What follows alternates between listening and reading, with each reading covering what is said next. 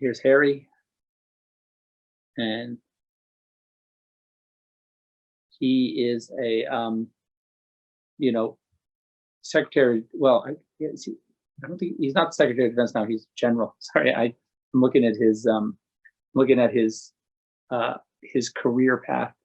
I know the future, so it's cool to you know, when you make a movie and sometimes you get confused about the timeline. Necessarily just turns. And then yeah, that's them seeing the spaceship, the coming out of the Phantom Zone, and I think that the design of the spaceship as this kind of sort of non-standard flying saucer, I thought was really kind of fun because it was very it was I don't know, it's threatening, but it's also unusual. So the silhouette isn't like an easy thing to identify. I like this idea of Clark drinking a beer. It just makes him really awesomely normal and cool. So here's your like you're not alone. That's Clark able to, you know, he can see it.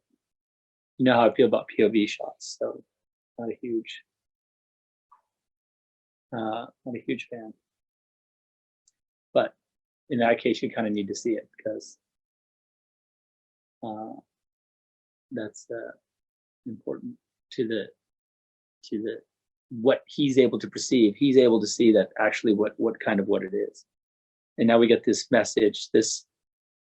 I really like the idea that this was like kind of from a genre standpoint, like this kind of 1950s sci-fi invasion message. I really like this notion that it's like a, you know, Twilight Zone episode or some kind of you know, what the classic invasion story. There's Christina. She's Agent Ferris and also lives in Pasadena. Good friend and very cool. Saw her for coffee not too long ago for our being in a little bit of lockdown. These were some shots that we picked up in Lone Pine. We went up and shot this shot of it was when we near the end of the movie where we shot the big satellite dishes. We picked up that shot of sort of what looks like these Tibetans. And then you get this image of Zod, this kind of smeared, you know, he's like on a bad zoom, it looks like, or something. Now we're used to this. This is like a normal way for people to look on TV now.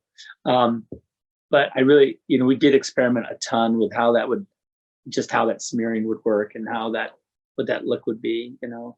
And again, it kind of, this sort of use of this kind of pewter coloring for the Kryptonian tech, or even just their representation, I thought was really fun and kind of a cool color palette for them. Even though on their planet it's kind of this warm, on Krypton itself it's kind of warm, but when they leave it's this other